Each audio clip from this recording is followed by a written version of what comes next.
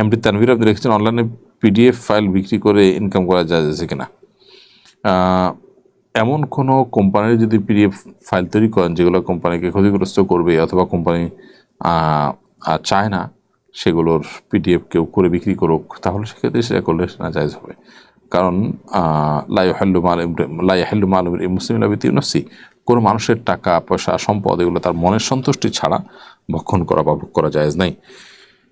Prince এই channel থেকে আপনি ইউটিউব চ্যানেল আমাদের লিখেছেন, আমি জানি সুদ খাওয়া হারাম, আমার অনিচ্ছা থাকা সত্ত্বেও বিকাশ থেকে বেশ কয়েকবার ইন্টারেস্ট পেয়েছি, আমার কাছে সঠিক হিসাব নেই ইন্টারেস্টের পরিমাণ কত, এখন আমার করণীয় কি? আনুমানিক কোনো ফিগার বের করবেন, যেহেতু আপনার মনে নেই।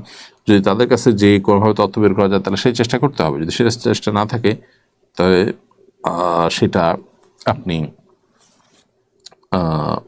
যদি কোনোভাবে নিরুপায় হয়ে যদি আপনি করেন তাহলে সেক্ষেত্রে সেটা জায়েজ আছে।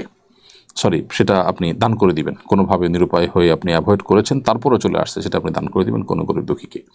তাহলে আপনার অনিচ্ছা থাকা সত্ত্বেও যদি কোনো মোবাইল ব্যাংকিং থেকে বা আপনার নিজের ব্যাংক অ্যাকাউন্ট থেকে কোনো টাকা পয়সা চলে আসে সুদ হিসাবে, সঠিক হিসাব নেই, তাহলে আনুমানিক হিসাব বের করবেন কত হতে পারে সর্বোচ্চ, সেই টাকাটা আপনি দান করে দিবেন। ধরা যাক যে সর্বোচ্চ এত হবে, এর বেশি হবে না, তো ওই ফিগারটা আপনি দান করে দিবেন গরিব দুঃখীকে। আর যদি মালিক জানা থাকে মালিক কাছে ফেরত দিবেন। যদি মালিক জানা না থাকে তাহলে সেক্ষেত্রে যেমন মোবাইল ব্যাংকিং বা সাধারণ ব্যাংকের যে প্রফিট, এটা আসলে কোন গ্রাহকের টাকা কোম্পানি দিয়েছে আমাকে, এটা নিরূপণ করা কোনোভাবে সম্ভব নয়, তাহলে এটা কোনো গরিব দুঃখীকে দান করে দিবেন অনুমান করে যে কত হতে পারে সর্বোচ্চ।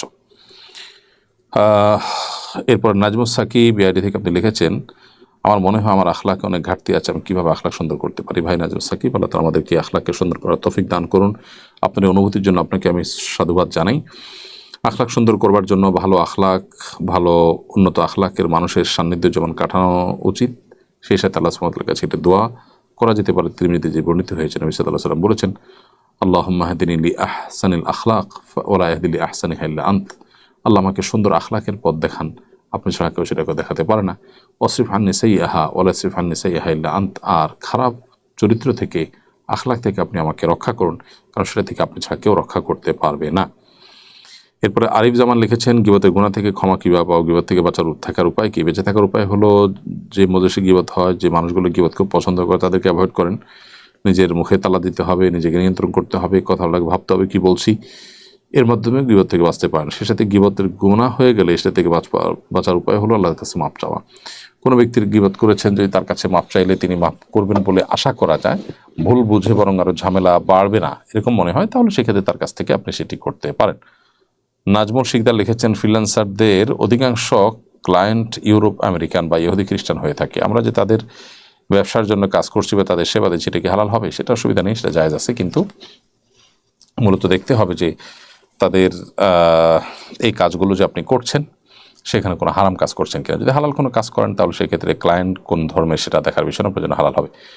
এরপরে ঘোস্ট হান্টার ইয়াডি থেকে আপনি আমাদের ইউটিউব চ্যানেলে লিখেছেন, পারিবারিক শান্তির জন্য কী আমল করা উচিত? পারিবারিক শান্তির জন্য স্বামী স্ত্রী উভয়ের মধ্যে সবর এবং শকরের চর্চা বেশি বেশি করতে হবে। সবর এবং শকর এর চর্চা যত বেশি করা যাবে, পারিবারিক জীবনে, দাম্পত্য জীবনে তত বেশি সুখ এবং শান্তি ফিরে আসবে ইনশাআল্লাহ তাআলা। বিডি গ্রেডিং টিপস এআইডি থেকে আপনি লিখেছেন, আমার স্ত্রী 7ই নভেম্বর আত্মহত্যা করে মারা গেছেন, তার কাবিনের টাকা পরিশোধ করার কি কোনো বিধান আছে? আল্লাহ তাআলা আপনার প্রতি রহম করুন, আপনার স্ত্রীর প্রতি রহম করুন, আল্লাহ তাআলাকে ক্ষমা করুন। তিনি যে অপরাধ করে মারা গেছেন সেটি অত্যন্ত জঘন্য এবং গর্হিত। আর কাবিনের টাকা যদি তার কাছে পাওয়া না থাকে, তার কাছে আপনার দেনা থাকে, আপনি যদি টাকা না দিয়ে থাকেন, তাহলে যে পরিমাণ টাকা দেনা আছে সেই পরিমাণ টাকা তার মৃত্যুর পর তার ওয়ারিসদের মধ্যে বন্টন হবে। আপনি তাদের মধ্যে থেকে একজন, আপনার বিবাহিত স্ত্রী থাকা অবশ্যই যদি তালা আত্মহত্যা তিনি করে থাকেন, তাহলে সেক্ষেত্রে আপনার একটা হিস্সা থাকবে। কারা কারা বেঁচে আছেন তাদের মধ্যে সেই টাকাটা বন্টন হয়ে যাবে তার অন্যান্য সম্পদের সাথে।